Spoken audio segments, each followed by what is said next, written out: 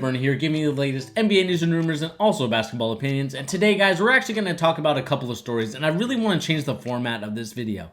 Now, in previous times, we would only talk about one story and kind of just let it be, but I actually want to do a couple of stories here and kind of make it more of a podcast style, because I know a lot of you guys are busy. You don't want to, watch a video just to see what happens. You guys want to listen to stuff, and you want to listen to it for a long time. So I'm actually going to change the style of format in this video. Like I said, it's going to be a two-story video. We're going to talk about Ronnie 2K and what he said and what he did. Ronnie 2K has always got to be in the news for something. And then we're also going to be talking about how LaMelo Ball made a big baller purchase.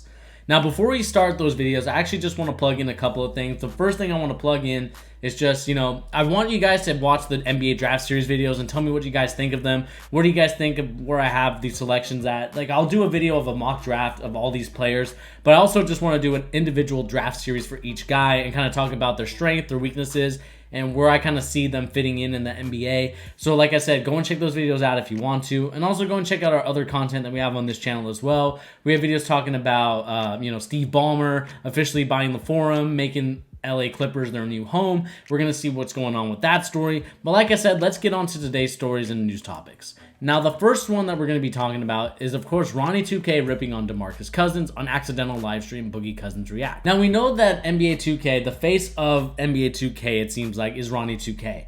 Like, anytime you think of the 2K brand itself, even if it's Borderlands and other companies that, or other games, I should say, that are made on 2K, Ronnie 2K seems to be the number one guy that people kind of associate with him, at least in my circle that I watch and, view videos in. I really respect the opinions of Agent 00. I really appreciate Brutal Sims content. Those are the two guys, and Chris Smoove, when he was making consistent videos, like, those were the guys that I watch, and those are the guys I continue to watch because I love their content and what they do, especially for the 2K brand itself. They have really made tremendous strides and helped them achieve that. But of course, the guy we're talking about today is Ronnie 2K. Now, like I said, Ronnie 2K is the social head. I mean, he's the guy that's kind of like the... he's the face of 2K, I should say. Like, there's no ifs, ands, or buts. Like, if you had to put a face to NBA 2K, it's going to be Ronnie. Like, if there's problems, Ronnie's going to be the one to be there to answer those questions. Now, when it comes to Ronnie, we know that he's very celebrity-driven. I feel like he's very clout-driven, which is, there's nothing wrong with it. If you're able to balance your clout and also balance your morals and also other stuff like that, then I think you're going to be a great person. You're going to be a guy that, yes, you have those industry connects, but you also can relate to the people. And I think that's where Ronnie kind of has a disconnect with the media itself, or I should say not the media, but us as fans. Like, when it comes to NBA 2K content, the guys that I watch, like I said, Agent 0, Brutal Sim, like, those guys, continuously and religiously talk about what things are right, what things are wrong, and what things they want to get fixed in the game.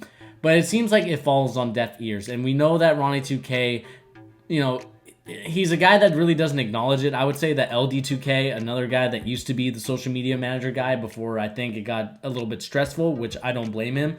The 2K community can be toxic at times just because of the way that, people are. Brutal Sim talked about it many times, saying that, this is the only community I feel like in video games where cheating is accepted. Like, we look for exploits. We see that there's a badge glitch. We see that there's other types of glitches, and we kind of pounce on those opportunities. I see numerous videos from different guys creating these contents saying, ultimate BC glitch and stuff like that. Like, we know that this stuff is in the game. Like, if people are cheating in other games, like, they're getting reported. In 2K, it seems like that's non-existent.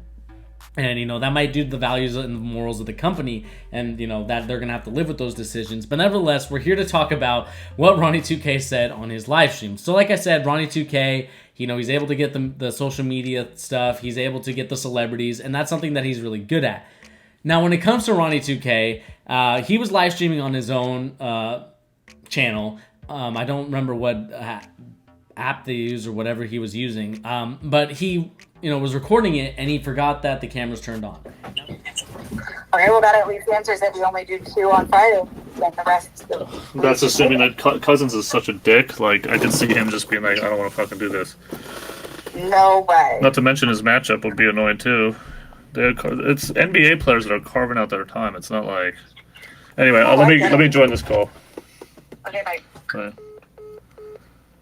On. Now, we live in an age where there's cameras everywhere. I'm recording on one right now on a on a Logitech camera. You know, we have our cell phones here. Like, you know, this stuff, these things record stuff, right? Like, we have to understand that we need to know when the camera's on and when the camera's off. It's just like when you're tweeting. It's just like when you're posting stuff on Instagram. You have to know when and where you are so you don't make the same mistakes over and over again. And I think Brutal Sim kind of made a beautiful point. It's like, you know, when you talk to these people that have lived through this stuff, you know, people that have kind of experienced these things, you want to learn from other people's mistakes so you don't make those same mistakes. And that's kind of the beauty thing of life. But Ronnie 2K just doesn't seem to catch a break, as he on his live stream has been called out, calling Demarcus Cousins a dick. Now, 2K is going to be hosting a tournament full of NBA players. Kevin Durant is going to be participating in it, and so is Demarcus Cousins. Now, Demarcus Cousins, in order to live stream, needs, you know, materials. They need things in order to live stream this stuff. Obviously, you're going to need a microphone to talk. You're going to need a video camera like I have right here to record yourself. And they're going to be using an Elgato, which is something that is able to video capture. And when you use an Elgato, obviously you're going to be capturing on the screen just like this one over here, and kind of, you know, show what you're seeing on your screen so that other people can use Streamlabs. They can use other things to, you know, he'll probably have someone edit it for him, but just kind of, you know, set it up for him so he's able to just live stream freely. Now, we know that not everyone has those, you know, and Elgato is not something that everyone has in their home, right? Some people have a video camera, some people have a microphone, but an Elgato is something that they don't have. And that's something that Ronnie 2K was kind of stressed about. He was stressed because, you know, Demarcus Cousins' Elgato wasn't going to be arriving until Friday, obviously because, you know, at these times of a pandemic, though, then Elgato is definitely not an essential business. It's something that you don't really need. But nevertheless, you know, Ronnie 2K was getting upset. He was getting visibly frustrated and just kind of called Demarcus Cousins a dick. And, you know, it really kind of goes to show you that, like I said, you need to be careful about what you see and what you post. And we know that Demarcus Cousins, you know, posted a "you done effed up" type of thing. And the thing that I also noticed here is under Demarcus Cousins' tweet talking about what happened, you know, Ronnie 2K went and said that, you know, he was stressed. Like, let me find the comment right here. Hang on one sec. He says this: "Bro, in a moment of work stress, I said something super dumb that wasn't at all how I feel about you. My bad, and I sincerely apologize. Let's have some fun starting this weekend. Bring the action and see if you can be crowned champ." Now, when it comes to this, like when it comes to his apology, I don't really buy it. I think that, like I said, Ronnie 2K isn't a bad guy overall, but I just think that he thinks about the company too much and thinks about the brand of NBA 2K rather than the feelings of someone. Like, you called Demarcus Cousins a dick on live stream, and you kind of bash him, and you know you have NBA players kind of bashing 2K itself because people don't like it. I myself have a personal few gripes with it. I obviously am having fun with my friends playing Park and Pro-Am. When we can play with you know, teammates that are competent, but nevertheless, like I said, you know, when it comes to Ronnie and really reading the room, this apology just doesn't read it, right? In a moment of stress, I said something super dumb that wasn't all how I feel about you. Like, it doesn't matter if you're stressed. It doesn't, like, there's a lot of stress going on around the world, right? You know, people are trying to, you know, figure out how they're going to pay their next rent, how they're going to get their next meal, like how they're even going to get some toilet paper and kitchen roll. Like that, those to me are stressful times. Those to me, I understand how you can get mad at somebody and really lash out at an employee at a QFC or whatever supermarket brand that you're next to.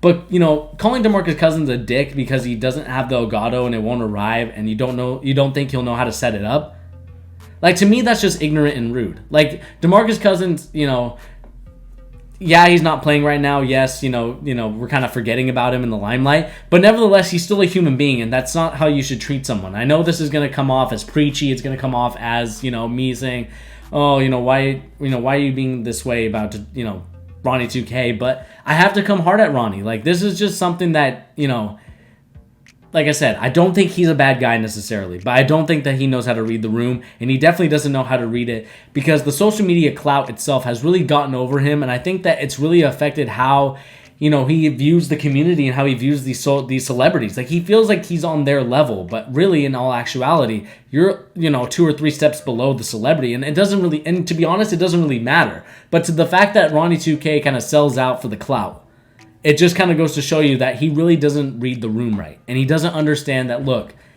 you need to be understanding of everything and what's going on.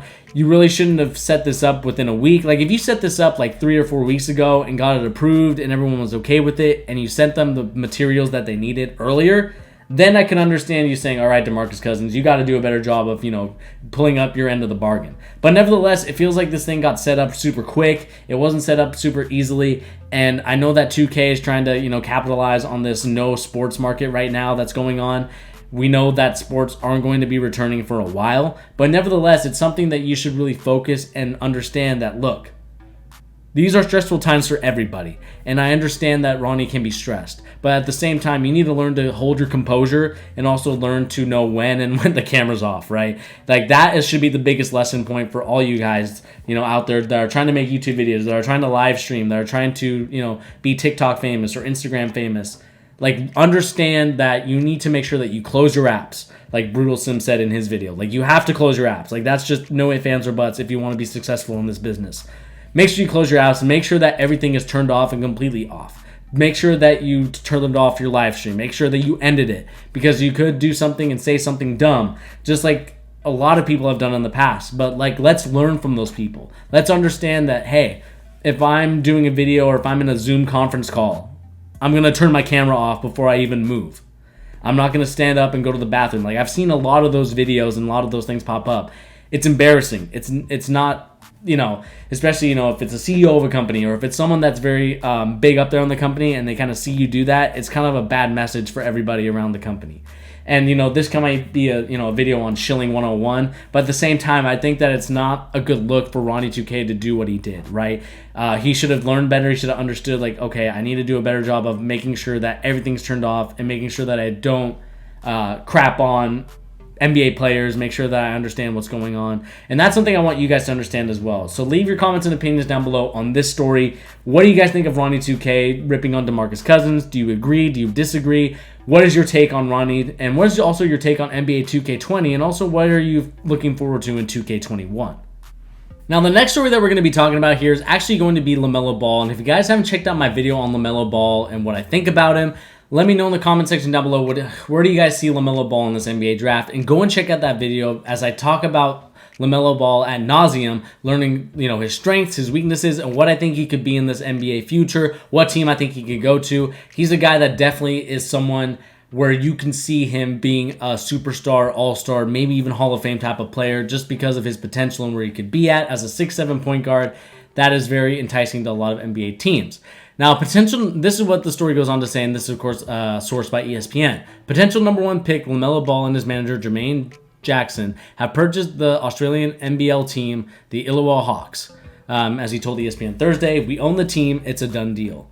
We know that Ball arrived in Australia in August to join the league and is now, he played tremendously well in this league. I think that obviously there's some things that he could have worked on. There's things that obviously that he needs to work on and things that he's very good at. But nevertheless, he had a great season, I felt like, and it's the reason why his draft stock went so high. I think that if he would have struggled in the league, if he would have played like he did in Slovenia, then I think that he would have gone down in the draft and he might have even been out of the lottery just with the fact that, if he played badly. But, he played really well. He understood his role, and that's kind of the reason why I think he is going to be a successful player in this league is the fact that he's coachable, he's adaptable. The one thing that he needs to work on is his defense, but I know, like I said, I talked about more of that in that video. I know, shameless plug again, but go and check that video out. Now, when it comes to LaMelo Ball purchasing the team, I think he's thinking like a baller brand. He's thinking like his dad. He's thinking like his brother Lonzo in terms of he's going to be investing in something, and it's something that's going to be a well-earned investment. I'm seeing a lot more NBA players, not even NBA players, sorry, but college players, high school players, really taking the next step in their game by going to Europe and playing basketball. And I think that's a great idea. I think Australia is a perfect league. We've seen guys like RJ Hampton go there. I mean, I see potentially a lot more people going to Australia to play basketball, and especially if it's owned by LaMelo Ball and he's able to help these guys that come from America to play in Australia, he could be a potential bridge to that. And I think that that's the coolest part about LaMelo Ball. Now, when it comes to LaMelo Ball in terms of buying the team, obviously I don't think that anybody really gets into the business of owning a team to make money. I think that when it comes to a team, it's like you enjoy the process of building. It's almost like your own Lego set, right? You build things, you build whatever you can, and especially in sports, you want to build championship-winning teams. And I think that LaMelo Ball is trying to do that by, having access and the clout to, have understanding that, look, I'm going to be building an NBA franchise here. I'm going to be building NBA potential picks going to this team, so that way, the Hawks can be a franchise name in the Australian Basketball League. And many, 5-star recruits might say, you know what? Why would I want to go to Duke or Kentucky when I can go to the Hawks and play there?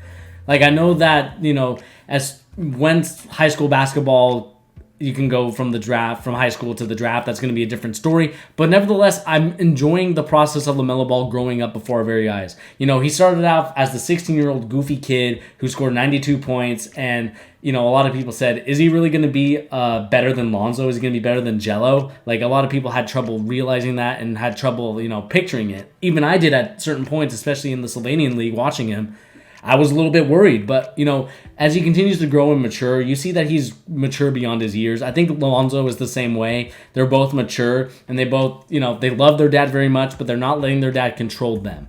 And that's kind of the reason why, LaMelo is doing a great job and a better job than his brother did. Like, obviously, his brother, it's your dad. You have to kind of, you feel some sort of, you feel like you owe them a debt of gratitude because of where they brought you to this point, right?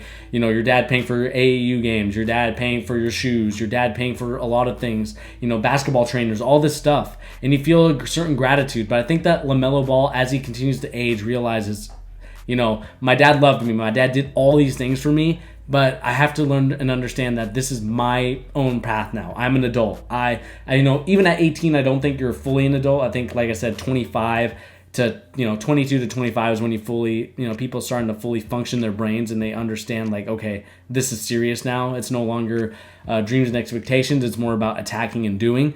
And that's what college does, and that's what your youth and adolescence does. It plans for your future. But nevertheless, like I said, LaMelo Ball did a great job here in understanding that, he really is going to be the future of whatever team he gets drafted to, right? Whether it's the Knicks, whether it's the Hawks, whether it's the Golden State Warriors that they want to take him, or whatever other team wants to draft him. Like, he's going to be the main centerpiece of that team. Maybe the Hawks not so much, but these other teams like the Knicks, he's going to be the number one option on the team. He's going to be the quarterback of the team, and that's why I liken to the point guards as the quarterback, because they obviously do a good job at setting the pace, setting the tempo, getting people to the right positions. Almost LeBron James like, where he's able to, you see him just kind of like point here and there, like, hey, Danny Green, you go there, Davis over here, like. He does those things. And I think that LaMelo Ball has an opportunity to do that. Obviously, he's more quiet and reserved than not normal, but, people realistically in the point guard position. His brother is very quiet. He's more of a lead by example type of point guard. And I think that LaMelo Ball has a little bit more of LeVar Ball in him in terms of, being using his ability and his leadership skills to get people to listen to what he has to say. I think that he has that ability in him. Obviously, we haven't seen it very much. He's still kind of, when he walks around, when he shoots around, especially, watching him play at IMG Academy, he was kind of a little goofy at times, but I really see a maturity in LaMelo Ball as I continue to watch him each and every day with his Hawks games that he was playing in. I mean, I just see a very mature guy, and I think that as we continue to see LaMelo Ball go and progress throughout this whole NBA career, I do see a very bright future for LaMelo Ball. But anyway, guys, this is going to be the end of the story, guys. Like I said, LaMelo Ball buying the NBA team, Ronnie 2K getting ripped on by Demarcus Cousins and, saying some things about him. But nevertheless, guys, I want to know your guys' opinion, and let me know what other stories you want me to talk about. Let me know if there's something that out there that is interesting for you. Like, do you want me to do a draft series kind of style podcast like this, where it's a 20 to... maybe not 20, but maybe like a 30 to an hour long video talking about prospects like 11 through 20. Like, I want to know your guys' opinion on that. I would love to do that type of content for you guys, so let me know in the comment section down below. But anyway, guys, like I said, my name is Bernie, here on The Charge, giving the latest NBA news and rumors and also basketball opinions. And remember to hit that like button, remember to hit that subscribe button. If you guys are interested in this content, like I said, we are trying to diversify and make sure that we give each and every one of you guys a different type of video to watch. Anyway, guys, like I said, my name is Bernie, and I'll catch you on the next video.